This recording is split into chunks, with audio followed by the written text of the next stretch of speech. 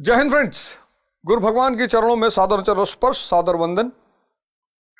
आशा करता हूं कि इस शो के माध्यम से आप सबके जीवन में सकारात्मक परिवर्तन हो रहे होंगे। होना ही चाहिए। भारत जैसे देश में पैदा होकर और कोई आदमी निराश मर जाए, निर्धन मर जाए, मतलब भारत जैसे देश में, भारत भगवान का देश, बड़ा आश्चर्य लगता था कि भारत में ही भगवान क्यों पैदा होते हैं। भारत भगवान का देश, यहां भगवान पैदा नहीं होते, भगवान बनते हैं। किसके संरक्षण में? गुरु के संरक्षण में।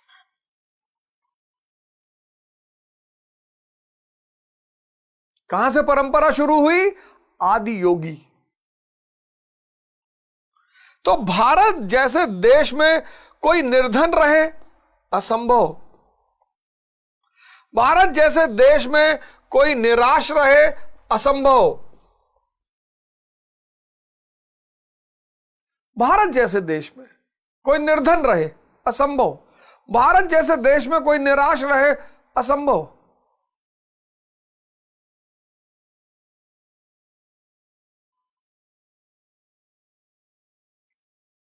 चैतन्य प्रधान देश है, चैतन्य प्रधान, कॉन्शियस, चैतन्य प्रधान देश। माया को कमाना नहीं है, माया को कमाना नहीं है। पश्चिम में माया कमाई जाती है। माया को कमाना नहीं है, माया को जीतना है, गुलाम बनाना है, सेवा में लाना है। यहां स्टीव जॉब्स खूब माया कमाता है और कैसे मृत्यु होती है। यहां आचार्य रजनीश माया गुलाम है। 10 करोड़ की घड़ी, 100 रोल्स रॉयस। महाराज अड़गड़ानंद, कितने बड़े बड़े आश्रम, जो चाहें, जब आदेश देते माया को, जब जाओ 50 हवाई जहाज खरीद ला, जा, आ जाएगा सुबह।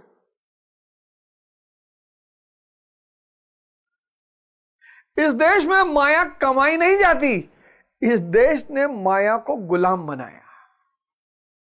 अपारिग्रह का सिद्धांत अपनाया। अपारिग्रह, मुझे जितनी जरूरत है, क्योंकि मैं अपनी जरूरत को कभी भी पूरा कर सकता हूं, तो अभी जितनी जरूरत है बस उतना ही रखूंगा। मुझे हवाई जहाज की जरूरत पड़ेगी, मैं मंगा लूंगा, तो खरीद कर रखने की क्या जरूरत है? साईं इतना दीजिए जामे कुटुंब समाए, मैं भी भूखा ना रहूं, साधु ना भूखा जाए। बस प्रभु इतनी ही देना, बाकी जो भी जरूरत पड़ेगी, स्टार, कॉन्स्टेलेशन, प्लैनेट, सैटेलाइट, सब मंगा लेंगे। अपारिग्रह का नियम है, प्रेम का नियम है। मोहम्मद साहब के बारे में कहा जाता है कि तेरा घर लेफ्ट राइट आगे पीछे पूछ लेते थे कि भैया सब खाना खाए। आज हमें तो नहीं लगता मुसलमान अपने भाई को फोन करके पूछता होगा कि भैया तुम खाना खाए। बस मरने के लिए तैयार है, बस मरने के लिए तैयार है। आज का इंसान, चाहे हिंदू, चाहे मुसलमान, चाहे जो, अपनों को नीच दिखाने में, नीचा दिखाने में इतना प्रसन्नचित हो रहा है। किसी तरह अपनों को नीचा दिखा दे। कितना खोखला है। हाँ, दाढ़ी 3 बित्ता की रखाए हैं, हाजी है, लेकिन भाई से फोन करके नहीं पूछते होंगे कि भैया तुम खाना खाए, तुम्हारे बाल बच्चे सब खाना खाए। खाने पीने की कमी हो तो बता देना, तुम्हारा भाई हूं मैं। और मोहम्मद साहब किसके लिए कहते हैं? पड़ोसियों के लिए।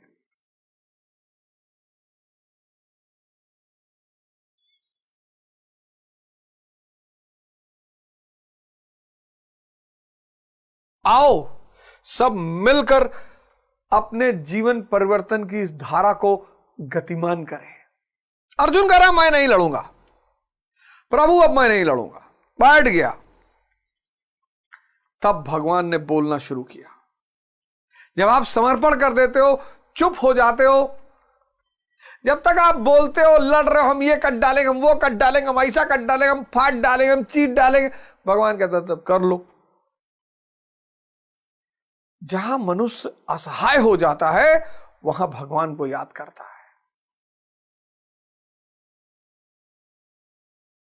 जब तक उसके हाथ में है तब तक वो भगवान, अरे मैंने कमाया पैसा, ये साम्राज्य मैंने खड़ा किया।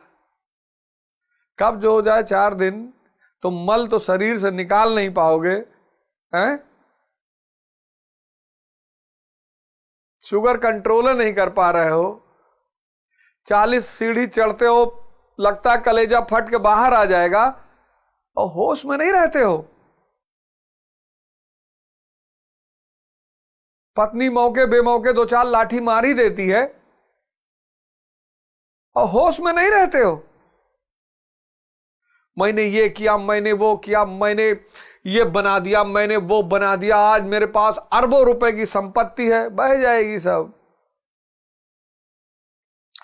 और उड़ जाएगा एक दिन पंछी, रहेगा पिंजड़ा खाली, पिंजड़ा खाली, पिंजड़ा खाली।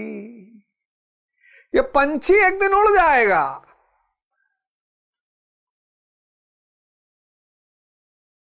उड़ जाएगा एक दिन पंछी, रहेगा पिंजड़ा खाली। तो जब आदमी सरेंडर कर देता है, शांत हो जाता है, मौन हो जाता है, तब भगवान पहली बार बोलता है। तो भगवान ने अब कहा, अशोचा अशोच्या न शोचस्त्वं प्रज्ञावदांश भाषयिष गतसून गतशूंश नानुशोषंति पंडिता। अर्जुन, तू ना शोक करने योग्यों के लिए शोक करता है और पंडितों के से वचन करता है। बड़ा प्यारा शब्द है इस श्लोक में, 11वें श्लोक में ये जो शब्द पंडित है, ये बड़ा प्यारा शब्द है। आपने अगर गुरु महाराज के बहुत सारे प्रवचन सुने होंगे तो 2 लोगों को बहुत पकड़ते हैं। एक यादव को पकड़ते हैं, एक पंडित को पकड़ते हैं। यादव को पकड़ते हैं, यादव गुरु महाराज 2 लोगों को बहुत पकड़ते हैं। एक यादव को पकड़ते हैं। यादव को पकड़ते हैं किस लिए? जब वो किस्सा सुना रहे होते हैं, किसका? निर्दोषता का। निर्दोषता का जब वो किस्सा सुना रहे होते हैं तो यादव को पकड़ते हैं, और जब मूढ़ता का किस्सा सुना रहे होते हैं तब वो पंडित को पकड़ते हैं।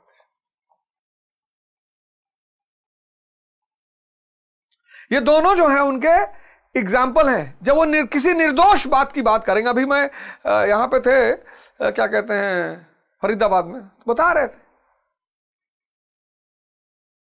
कि यादव गया भगवान महाकाल के मंदिर में, कहा प्रभु हमारे घर में लड़का हो जाएगा तो हम एक भैंसा दान करेंगे। हो गया, तो भैंसा दान किए, तो भैंसे को शिवलिंग से बांध दिए। कहे महाराज अब आप जाने, हम तो भैंसा दे जा रहे हैं, आप काटे पीटे रखें अपने पास, आप जाने हम जा रहे हैं। तो शिवलिंग में बांध दिए। तो भैंसा बंधा रहा 7-8 घंटा। उसको भूख प्यास लगी तो भागा।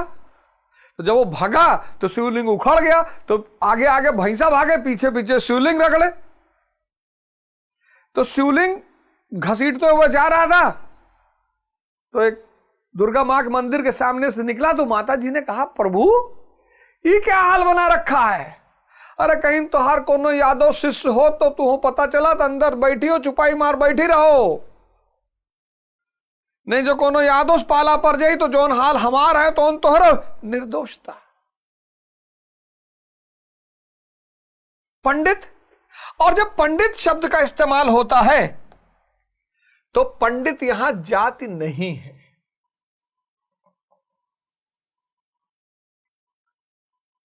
पंडित यहां जाति नहीं है। ये जो आप जात मानते हैं, पंडित जाति नहीं है। तो फिर पंडित है क्या? पंडित वर्ग है। पंडित वर्ग है। इस पंडित को संत वर्ग है। इसको इस्लाम में मौलाना कहते हैं, इसको ईसाईयत में पादरी कहते हैं, इसको सिख धर्म में ग्रंथी कहते हैं। ये सब पंडित हैं। इंफॉर्मेशन है। स्विमिंग की, तैराकी की किताब पढ़ रखी है, एक एक लाइन जानते हैं, एक एक लाइन वर्ड बाय वर्ड सब जानते हैं। तैराकी की किताब पढ़ रखी है।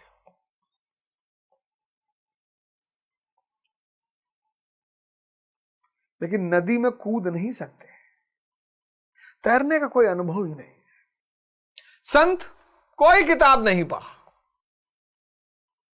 लेकिन तैरने का अनुभव है। यह फर्क होता है पंडित और संत में। एक मौलाना साहब का एक वीडियो किसी ने मुझे भेजा था। वो मौलाना ऐसा चिल्ला रहे थे, जिस मुसलमान की बहन पर्दा ना कर रहे वो मुसलमान भड़वा है। अरे मौलाना होश में बोलो, मौलाना होश में। कितनी हमारी मुसलमान बहनें आईपीएस ऑफिसर हैं, कितनी हमारी मुसलमान बहनें डॉक्टर हैं, कितनी हमारी मुसलमान बहनें सेना में हैं। क्या बोल रहे हो मौलाना? और फिर भड़ुआ शब्द को भी उन्होंने समझाया। सिर्फ भड़ुआ नहीं कहा, उन्होंने भड़ुआ शब्द को भी समझाया।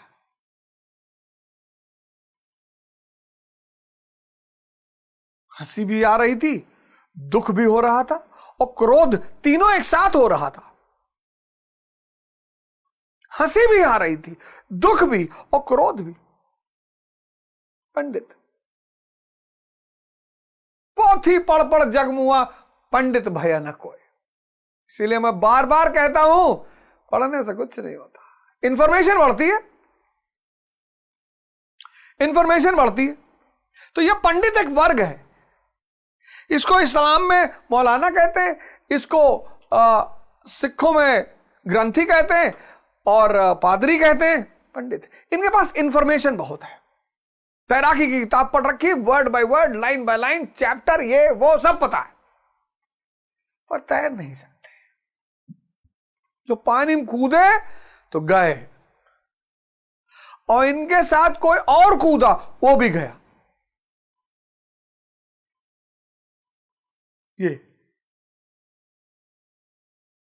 ये तैराकी के बारे में पढ़े नहीं है, लेकिन तैराकी सम्राट है। तैरना जो है ना, स्विमिंग दर्शन है बेसिकली। स्विमिंग का दर्शन से बड़ा गहरा संबंध है। हर आदमी को स्विमिंग सीखनी चाहिए।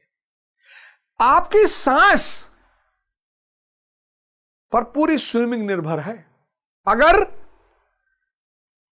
आप सांस रोक ले गए तो बॉडी तुरंत ऊपर आ जाएगी। जहां सांस उखड़ी, जो लोग नहीं तैरना जानते, पानी में उतरे और गहराई में चले गए, सांस उखड़ गई, सांस उखड़ गई, इसलिए डूब के मर जाते हैं। मुर्दे कभी नहीं डूबते, क्योंकि सांस है ही नहीं। और तैराकी के नियम क्या है कि अगर कोई दूसरा डूब रहा है और आवाज लगा रहा है हेल्प हेल्प हेल्प, तो ऐसे गमछा उठाइए, गमछा जरूर लेके चलिए, इस गमछे को जरूर रखिए, गमछा उठाइए और खोलिए और ऐसे पकड़ा दीजिए। कहे नहीं हम गमछा नहीं पकड़ेंगे, तुम आओ, तब किनारे बैठ के देखिए, इसे मदद जरूर करिए। किसी का भी सड़क पर चोट लग जाए, गिर जाए, एक्सीडेंट हो जाए, हाथ जोड़कर कह रहा हूं, कम से कम उसको अस्पताल बनाइए, पहुंचाइए। ये क्या सब्सक्राइबर और व्यूअरशिप का नशा चढ़ा गया आप लोगों को? आदमी मर रहा। अभी अहमदाबाद में एक एक्सीडेंट हो गया, बस के नीचे एक आदमी आ गया, लोग वीडियो बना रहे थे। अरे पागल वागल हो गए हो? यहां जानवर और पशु पक्षी की जान बचाने के लिए इतिहास भरा पड़ा है, लोगों ने अपने आप को दांव पे लगा दिया।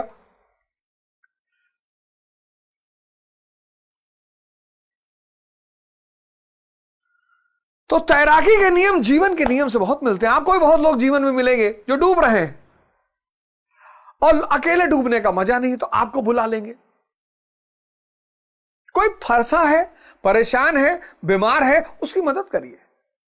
बीमार है, अस्पताल पहुंचा दीजिए। अब कोई आके कमरे पे आपके बैठ के रो रहा है, हमारी यार गर्लफ्रेंड बात नहीं कर रही, मारिए तो 3 जूता निकाल के तो भाग यहाँ से, निकल बाहर। हाँ ठेका लिए पापा, बुआ जी जो है पापा के मकान में हिस्सा मांग रही है, तो मैं क्या करूं? जाओ दे दो हिस्सा। अच्छा अगर मांग रही है तो तुम्हारे पापा भी कुछ बदतमीजी किए होंगे, हटो यहां से। फालतू का संत मत बनिए। और पैसा है 2-4 करोड़ तो उसको दे दीजिए कि जाओ अपने वापस कह दो नया मकान बनवा ले, ये मकान बुआ को दे दे, जाओ। जहां तुम कुछ नहीं कर सकते वहां क्यों हाथ डाल रहे हो फालतू में?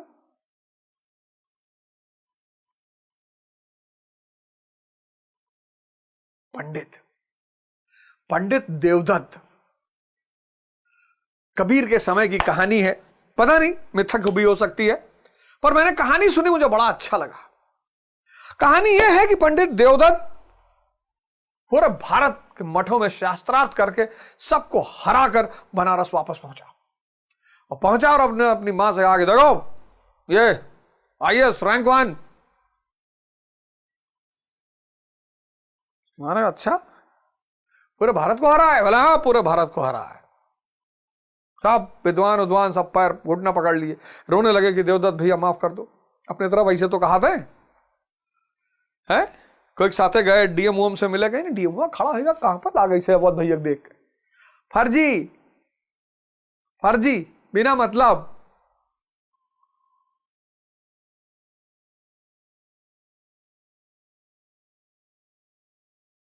अरे भैया फलाने बहुत बदमाश है भैया, गर्दन काट ली, फिर रतिया पर ऐसे गर्दन में उछाल खेलत रहे हमारे आंखें के सामने, हम बेहोश हो गए। ये तो हालत है देश के, और खासकर उत्तर भारत के। है? तो देवदत्त की मां ने कहा कि देखो देवदत्त, ठीक है तुम हरा दिए पूरे देश के विद्वानों, कोई बात नहीं, यहां एक जुल्हा रहता है कबीर, उसको हरा दो तुम माने। जुल्हा हाँ यही है बगल में, यही कबीर चौरा है, वहीं रहता है बनारस में, तो जाओ देख लो, अगर मिल जाए तो उसको हराओ तो मानो। पहुंचा देवदत्त। अब देखना पंडित के लक्षण इस कहानी में दिखाए गए। देवदत्त पहुंचा पैर पटकते हुए पंडित के घर, कबीर के घर, लगा दरवाजा पीटने, बाहर निकलो। ताव, पंडित जिसका व्यक्तित्व होगा उसमें ताव बहुत होगा। यूनिवर्सिटी के प्रोफेसरों से मिलिए, यूनिवर्सिटी के प्रोफेसरों से मिलिए, सब पंडित ही हैं, पढ़ लिए है ना।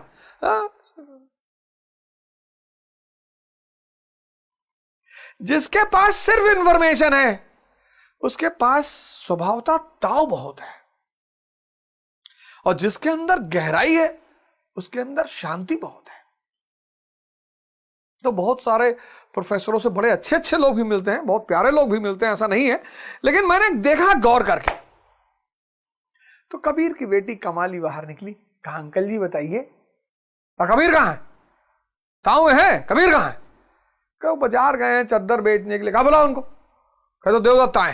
देखो ताऊ, अरे ना बैठिए पानी आनी पी लिए तब तक आ जाएगा ना, ना बुला के लाओ, क्या बुला के लाओ, अपने बाप को बुला के लाओ। तो बेचारी आई बाजार, कबीर से कही कि एक आदमी आया बहुत डिस्टर्ब लग रहा पापा, और ना पानी पी रहा ना बैठ रहा है, कुछ कर ही नहीं रहा है, ताव में है। पंडित का पहला लक्षण यही, अननेसेसरी ताव, ऐसे खड़ा है, ऐसे ऐठा है, मुंहते ना जाए कोई घर। अबे तुम्हें मुंहते के लिए क्या बुलावा है? कोई मुंहते के लिए किसी को घर पे बुलाता है? यूपी बिहार में बहुत ही डायलॉग फेमस है कि हम भैया मुंहते ना जाई हो, तुम्हें मुंहते के लिए कौन बुला रहा है, मारेंगे 50 जूता, मुंहते ना जाए। बड़ा फेमस डायलॉग, बहुत फेमस डायलॉग है। हर आदमी ऐठा पड़ा हुआ है, हर आदमी ऐठन ताओ, इससे बचो यार। ये सारा ब्रह्मांड परमात्मा चला रहा है, तुम्हारी कोई औकात, हमारी तुम्हारी कोई औकात ही नहीं है। इस धरती की, इस ब्रह्मांड में कोई औकात नहीं, इस गैलेक्सी की, इस ब्रह्मांड में अरबों ऐसी गैलेक्सियां धूल फांक रही हैं। 19 बिलियन लाइट ईयर की दूरी अप्रोक्सीमेटली मानी जाती है ब्रह्मांड के दोनों कोनों में। 19 बिलियन लाइट ईयर, सोचे नहीं पाओगे।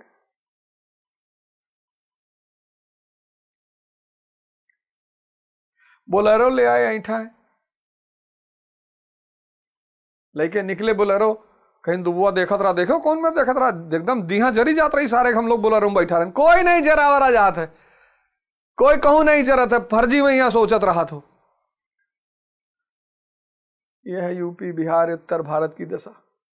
फर्जी अपने सोचत रहा था कि देखो कैसे मुंह बनाए बैठा रहा, हम तुम्हें फॉर्चूनर में बैठा देखिस, देखो ओझवा कैसे देखत रहा। फर्जी, खुद सब कुछ खुद ही सोचते हैं, खुद है। और वहां दो चार चढ़ाए वाले मिल जाते कि हाँ देखा तो एकदम लागत है करेजवा फाट गया, यह मेरे देखत रहे। कोई करेजा और नहीं फाटे थे, फॉर्चूनर लेके आया होगा पालेक परी, 50,000 रुपया महीना खर्चा है, ले आई बड़ी बात नहीं है। मेहरारू, गाड़ी, जमीन, मकान, ले आई बड़ी बात नहीं है, एक रखब बड़ी बात है।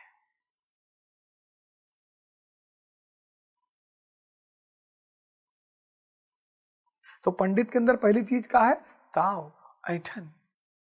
कबीर कहन चलो अच्छा हम आए थे, आए कबीर, कहन पंडित जी नमस्कार। देखो सरलता है संत की, पंडित जी नमस्कार, है नमस्कार, ठीक ठीक, तो तोरे नाम कबीर है? जी जी जी जी जी पंडित जी। हाँ मैं पंडित देवदत्त, और मैंने चारों मठों में शास्त्रार्थ किया और सबको हरा दिया, मैं रैंक 1 हूं IAS में। अच्छा अच्छा पंडित जी बहुत अच्छी बात है, मिठाई खिलाओ भाई, ये रैंक 1 है। सरलता देखो, संत की सहजता देखो। अरे नहीं मिठाई मिठाई मिठाई मिठाई खाने आए, तुम अगर मिठाई खाने आए, तुम शस्त्रार्थ करने आए। कबीर कहीं महाराज हमसे, हम तो जुल्हा है महाराज, कभी स्कूल नहीं गए। पंडित की दूसरी कमी, पंडित की पहली कमी, पंडित की पहली कमी क्या है? ऐठन, जाति से कोई लेना देना नहीं। दूसरी कमी क्या है? बेहोशी। कहीं महाराज हम तो जुल्हा हैं, हमें कहां पढ़ने का अधिकार है महाराज, हम पढ़े लिखे ही नहीं है। तब देवदत्त को लगा कि हाँ यार ये तो पढ़ा लिखा नहीं है। कहीं महाराज आप, हमारी औकात है महाराज, हम आपसे बहस करेंगे महाराज। अरे देवदत्त लौट कर आया, अपनी मां से कहा अरे पता नहीं कि जुल्हे का तुम नाम ले रही थी, हमको देखते लगा कांपने, धोती होती खुल गई। तीसरी बात, अहम, अहम, अरे स्व प्रशंसा, सॉरी स्व प्रशंसा, अपनी प्रशंसा खुद करना, स्व प्रशंसा, यह पंडित की तीसरी कमी है, स्व प्रशंसा। ना उन्ने जानी थे फलाने, या यूपी बिहार में कोई मिलो तुरंत अपन परिचय बतावे लागत। अरे वहां जो है, वहां के DGP जो है वो हमारे चाचा लगते हैं। अच्छा ठीक, हमसे कई बार लोग मिलने आते हैं, नमस्कार सर, नमस्कार नमस्कार सर, वो विधायक जी हैं, मामा हैं हमारे। कभी कभी लगता है बंद कर ली कमरे में, बहुत मारी 20-25 लाठी खींच के। हमारा गुरु महाराज अलगानंद पूरा ब्रह्मांड चलाते हैं, हम कहे किसी से आज तक? हम कहे किसी से?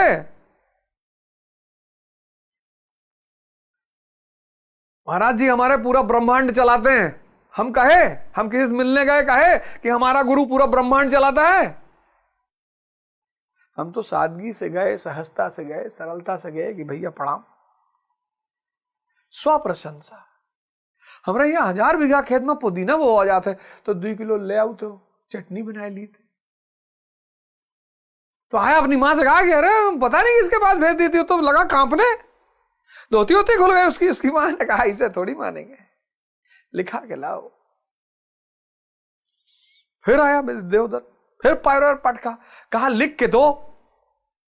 गहरी बेहोशी, सिर्फ बेहोशी नहीं, गहरी गहरी बेहोशी। कहा तुम लिख के दो कि तुमने हमसे हारी मानी। कहा महाराज गजब बात कर रहे हैं महाराज, जब पढ़े नहीं तो लिखेंगे कहां से? तो कहा उसने, कबीरदास जी ने कहा महाराज आप लिख लो। हाँ, आप लिख लो महाराज। हाँ ये ठीक, हम लिख लेते, तुम दस्तखत करोगे। महाराज कहां दस्तखत करेंगे, अंगूठा लगा देंगे महाराज। हाँ हाँ ठीक है, अंगूठा लगा दो। ये 4 कमियां होती हैं पंडित के व्यक्तित्व में। पहली कमी ऐंठन तरीके, दूसरी बेहोशी, ई कई डारे नू कई डारे ऐसा कई डारे निन्ने फाड़ारे निन्ने मार डारे गए ना डीजीपीएस मिला ऐसे कांपत रहा। अरे बहुत मारी डीजीपी, कांस्टेबल तो बहुत मार मारी, डीजीपी तुम्हें देख के कांपी, प्रदेश चलाता है वो, समझे। स्व प्रशंसा, 1000 बीघा खेत है तो क्या करी, और गहरी बेहोशी। मौलाना किस्सा बताया नहीं, कह रहे जिस मुसलमान की बहन बेटी पत्नी पर्दा ना करे वो भड़वा है, और जो हमारी बहनें आईपीएस है, जो हमारी बहनें डॉक्टर हैं, जो हमारी मुसलमान बहनें टीचर हैं, शिक्षक हैं, बिल्कुल पर्दा करना चाहिए, बुर्का पहनना चाहिए, कोई बात नहीं है। बुर्के में कहां कमी है, करना चाहिए। लेकिन वो आईपीएस लेडी कहां अपनी ड्यूटी के दौरान बुर्का पहन के घूमेगी यार। वो जो फाइटर है, जेट चला रही है, कोई मुसलमान महिला बुर्का पहन के जेट उड़ाएगी? अरे मौलाना, उनकी बड़ी कहानियां, उनको मैं कभी कभी देखता रहता हूं। एक बार उन्होंने और एक रायता फैलाया था कि तुम्हारी जो है लंतरानी सुनने आएगा, तुम्हारी बदबू सुन है। बड़ी कहानी उनका मैं सुनता हूं, कभी कभी मैं सोचता ये देखो। अरे क्षमा करें अगर वो हमें कहीं सुन रहे हो तो मैं उनसे क्षमा भी मांगता हूं, मैं हाथ जोड़ के क्षमा मांगता हूं। अरे कुरान की आयत पढ़ाएं, हम भी सुने बैठ के, कुछ हुजूर साहब की तारीफ के किस्से सुनाएं, कुछ उनके बारे में बताएं, हम भी महबूब के बारे में सुने, कुछ हजरत उस्मान, हजरत इब्राहिम, हजरत जिब्राइल, कुछ इन लोग के बारे में बताएं, हम लोग भी सुने।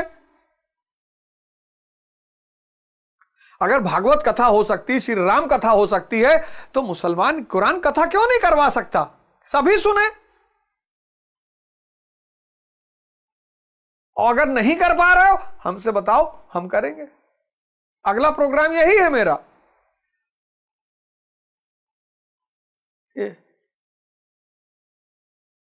तो उसने लिखा कि मैं कबीर देवदत्त से हार गया। कबीर दास जी ने अंगूठा लगा दिया, लाया, अपनी मां को दिखाया, पता नहीं किसकी बात तुम कर रहे थे, देखो उसमें लिखा था मैं देवदत्त कबीर से हार गया। उसकी मां कही मैं तो जानती थी तुम हार जाओगे। अरे कहा कुछ प्रिंटिंग मिस्टेक हो गया। अरे गए जाओ फिर से लिखा लो। फिर कबीर ने कहा 10-12 लिख लो, हम दे देते हैं। तो 10 पन्ने में लिखा कि मैं कबीर देवदत्त से हार गया। 10 पन्ने में यही लिखा हुआ था कि मैं देवदत्त कबीर से हार गया। सिकंदर लोदी सुल्तान था, भाग के गया सिकंदर लोदी के पास, कहा महाराज यहां एक तांत्रिक रहता है, मुझको बहुत बेवकूफ बना रहा है। सिकंदर लोदी ने अच्छा बुलाओ, तो कबीर दास जी को बुलाया गया का दरबार में। कहा महाराज जी ये मुझको बहुत बेवकूफ बनाता है। कहीं उसने कहा क्या हुआ? कहा महाराज जी मैं ये लिख के देता है मुझको, मैं इससे कहा कि तुम लिखो कि तुम हार गए, ये मेरा नाम लिख देता कि मैं हार गया हूं। कबीर दास जी महाराज झूठ बोल रहे, महाराज हम जुल्हा है, महाराज हमको कहां लिखना आता, महाराज यही लिखते हैं। सिकंदर लोदी ने कहा यार ये तो बेचारे जुल्हा है, इनको तो बेचारे को क्या लिखना आता है, कौन लिखता है? कहे हुजूर हम ही लिखते हैं। फिर से लिख। फिर लिखा देवदत्त ने कि मैं देवदत्त कबीर से हार गया। सिकंदर लोदी ने खुद नशे में रहते हो, भांग खाए हो, मारो उसको 50 हंटर खींच के। पांडित्य, जाति से कोई लेना देना नहीं है। जाओ यूनिवर्सिटियों में बहुत जाति के प्रोफेसर हैं। हमारे एक प्रोफेसर थे, मैं नाम नहीं लूंगा, भगवान उनको और लंबी उम्र दे, अब तो 75-80 साल के हो गए हैं। तो हम लोग की तरफ देखे कहें निकम्मे लफंगे, और जिसको सबसे ज्यादा मानते थे, जो उनके लिए दूध घी मटर पनीर वनीर लेके आता था, वो पान की दुकान कर रहा है इलाहाबाद में। भगवान की मर्जी होगी। भगवान कृष्ण कहते हैं अर्जुन से इस श्लोक में कि तू पंडितों जैसी बातें कर रहा है यार। यानी इस ब्रह्मांड में 14 अरब वर्ष पहले यही भगवान कृष्ण कह रहे हैं कि अर्जुन तू शोक ना करने योग्यों के लिए शोक करता है, एक दिन ये फिर धरती फिर से खत्म हो जाएगी।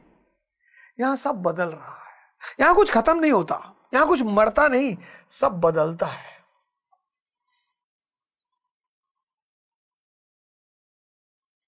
तभी तो मैंने कहा कि भारतीय संस्कृति ने कहा ब्रह्मचर्य, गृहस्थ, वानप्रस्थ। वानप्रस्थ में सारी जिम्मेदारियां खत्म, सारा दायित्व। गृहस्थ आश्रम को बहुत कायदे से जी आप व्यतीत करिए, बहुत कायदे से गृहस्थ आश्रम को। हमारी जितनी माएँ बहनें हैं, मैं आपसे कहता हूं कि बिल्कुल आपके ऊपर कोई अत्याचार हो उसके खिलाफ आवाज उठाइए, एकदम उठाइए, एकदम उठाइए। वो एक बहन है हमारी, बड़ा अच्छा प्रवचन वगैरह करती हैं, तो हमारी बहन है जया किशोरी जी, वो बड़ा अच्छा। देखिए, इस दुनिया में जो भी आपको अच्छी बातें सिखा रहा है उसमें फालतू में कमेंट मत करिए, कोई भी हो। आपको सीखना हो सीखे, नहीं तो अपने रास्ते जाइए। तो जया किशोरी बहन है, बहुत अच्छा भाई प्रवचन करती, बहुत अच्छा बोलती, बड़े अच्छी चीजों को सिखाती समाज को। ईश्वर उनको लंबी आयु दो, हमेशा खुश रखे। तो उन्होंने एक दिन कहा ललन टॉप के एक इंटरव्यू में, बड़ा अच्छा है, किसी ने क्लिप भेजी, मैंने देखा, बहुत अच्छा लगा मुझे। उन्होंने कहा कि जो लड़की विवाह के बाद अपने माँ बाप से ट्यूशन लेगी उसको डाइवोर्स की डिग्री मुफ्त में मिलेगी। सारी मां बहनों से हाथ जोड़कर कहे, आप कहीं परेशान हैं तो बिल्कुल आवाज उठाएं, आपके साथ कोई बदतमीजी कर रहा है एकदम आवाज उठाएं, वहां पर कोई समझौता नहीं। लेकिन घर को चलाना सिर्फ शक्ति का काम है। और पुरुषों से, भाइयों से मेरा निवेदन है कि महाराज लोग ध्यान साधना करिए। स्त्री का 2 चक्र नेचर से एक्टिव रहता है, पुरुष का एक ही चक्र है। जब वो ध्यान करता है तब उसका दूसरा चक्र खुलता है, तब वो स्त्री को प्रेम कर पाता है, तब वो शिव बनता है और स्त्री पार्वती बनती है।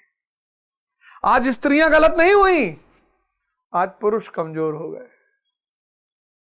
कुछ लोगों को तो मैं नेल पॉलिश लगाए देखता हूं,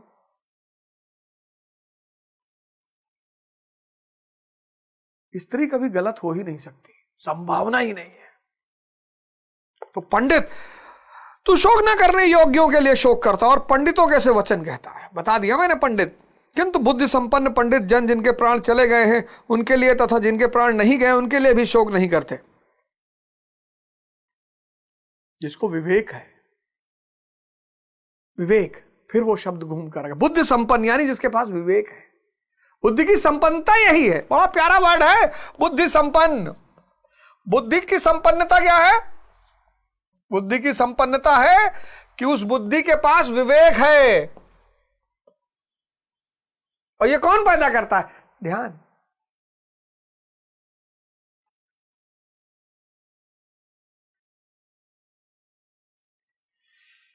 जाने हैं वो कौन नगरिया,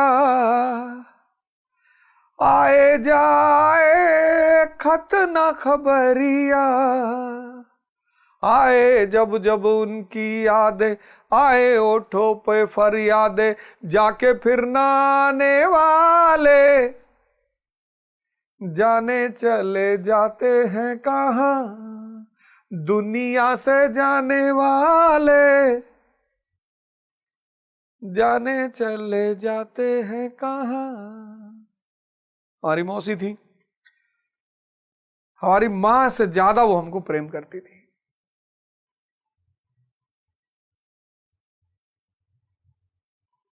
बहुत। बड़े मामा हमारे भाई थे, राम सबद मामा के लड़के थे। नानी हमारे मित्रों के, कई मित्रों के माता पिता जिनका बड़ा स्नेह था मुझसे, मेरी तमाम बुराइयों के बावजूद वो मुझे मानते थे। पंडित दीपनारायण पांडे हमारे गोंडा के बहुत जबरदस्त वकील, बहुत जबरदस्त। मैंने अपने जीवन में गोंडा शहर में वैसा व्यक्तित्व तो नहीं देखा पंडित दीपनारायण पांडे जैसा। बड़ा प्रभावित हूं मैं उनसे जीवन में, उनकी अंदाज, उनका चलने का तरीका, उनका धोती बांधना, उनका रिक्शा बैठना कार्बाइन लेकर, मतलब अदा है थी उस आदमी में। और मैं निरंतर उनके घर जाता था। मैं उनको देखता था, मैं सोचता यार व्यक्ति को ऐसा हो, किसी से कोई भय नहीं, कोई फलाने सिंह, फलाने पाड़े, फलाने शुक्ला, बैठ, हमसे कहते थे देखो पवद पापा, जब तक जिंदा हो शान से रहो, मरना तो एक दिन है ही है। और उनके सोने के कमरे में गीता का सार लिखा हुआ था, तुम क्या लेकर आए थे और क्या लेकर जाओगे। बहुत जबरदस्त व्यक्तित्व। पंडित दीननारायण पांडे उनके पुत्र हैं, पंकज पांडे जी हमारे मित्र हैं, पर वो एक बहुत शानदार व्यक्तित्व, बहुत शानदार। मतलब हमारे हीरो तो गोंडा में वही थे। उनके घर में बैठ के हमें सत्ता, शक्ति, राजनीति, इन सब खेलों का दर्शन हुआ। फलाने आ रहे हैं, लड्डन सिंह आ रहे हैं, समीउल्ला आ रहे हैं, ये आ रहे हैं, वो आ रहे हैं, मंगलदेव सिंह आ रहे हैं। हमारा तो मठ था पंडित दीननारायण पांडे का घर।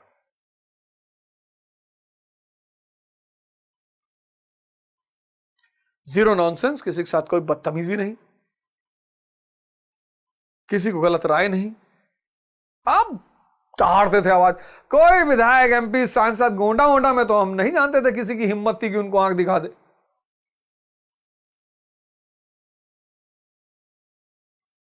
कई इलेक्शन लड़े, शायद गोंडा की जनता उनको समझ नहीं पाई, उनको जिता नहीं पाई, लेकिन अगर वो जीतते, 74 के विधायक थे वो कटरा से, 74 में विधायक थे कटरा से। बहुत जबरदस्त आदमी। सब चले गए, सब चले गए, और हमको भी जाना है, हम सब जाएंगे, कोई बचा ही नहीं। तो इस तरह धरती पर रहना कि हम हमेशा रहेंगे, कयामत तक रहेंगे, ये मूर्खों वाली बात है। इसमें बुरा मानने वाली कोई बात ही नहीं है। बुद्धि संपन्न, विवेक, करो ना ध्यान, दबा के ध्यान करो तुम लोग, और दबा के योग करो, और सूर्य नमस्कार करो, तो वहीं से क्रांति कराएंगे इस देश में। यही इस देश की नियति है। तैयारी